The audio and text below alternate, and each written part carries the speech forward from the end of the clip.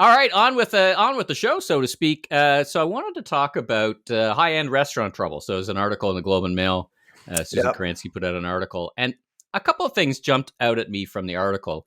I don't think we need to chronicle why they're in such a tough spot. Given it's not exactly great takeout food. There's a lot of cost and preparation. Oh But yeah. two things jumped out at me. One is, and Vidge is, Vidge in Vancouver, one of my favorite restaurants. I always go there. There's a lot of cost that goes into it. I thought two things, and get your idea. One, I thought, and it wasn't covered, and I reached actually out to Todd Barkley at the Restaurants Canada for his opinion. But you know that businesses can only write off now 50% of their meals, right? It's only a 50% write off. That wasn't always the case. It used to be 100%. So it feels Yeah. like somebody should be asking the federal government to go back to 100% to get Yeah. the business diners. Because without the business diners, a lot of these restaurants are really going to struggle no matter what, because that's a big piece of their weekday Oh, meals. absolutely.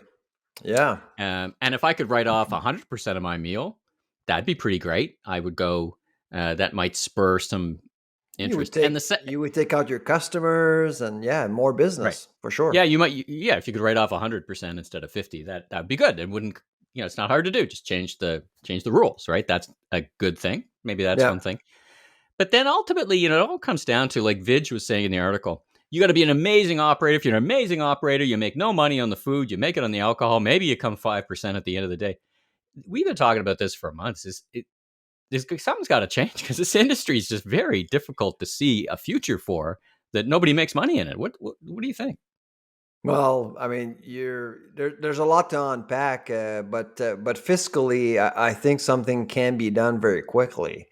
I mean, the tax regime that we have in Canada is not favorable for small businesses, really. I mean, and that's something that needs to be recognized. It's uncool in Canada to ask government to allow business to pay less tax. That's the problem that we have. We need to get comfortable with taxes, and often people feel, well, if you can afford to go to a nice restaurant, you can afford to pay at least half.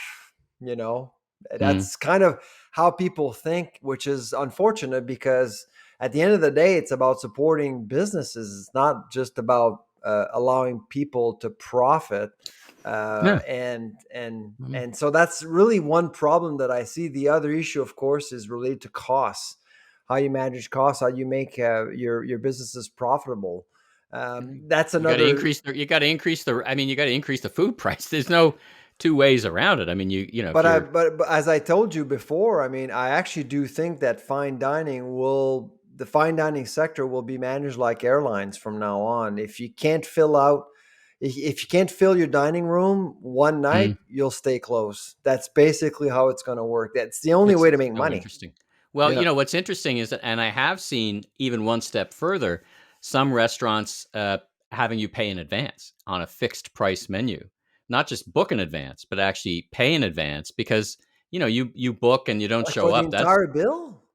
for the entire bill. There's two of us coming. The fixed price is $100. You got to pay in advance because we can't take the risk of you not showing up anymore. Like I'm starting to see that more and more, and I So think it's you're not even asking the person to, because I know that some restaurants, when you make a reservation, they'll take your credit card number and there's a yeah, fee if you don't show up. yeah. But the No, fee this is would actually be the entire bill? that's right. So restaurants are Wow. reducing their menu and saying, here's what we have on the menu tonight. And we're talking fine dining here, obviously. We're not talking fast casual. Yeah. Here's what we have on the menu tonight. That's what we're serving.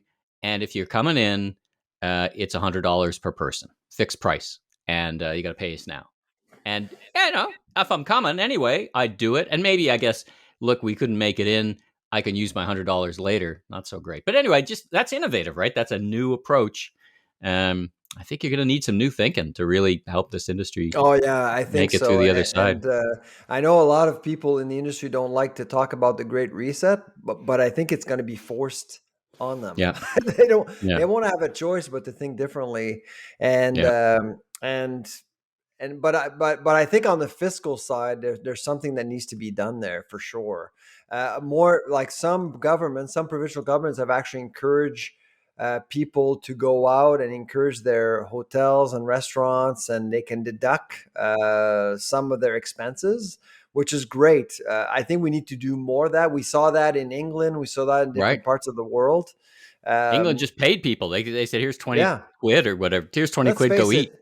There are several people scared, still scared of the virus. They don't want to go out. You want to motivate them, and the best way to do it Yeah. is by using their pocketbook. It's the only way to you can motivate people to go out as much as possible.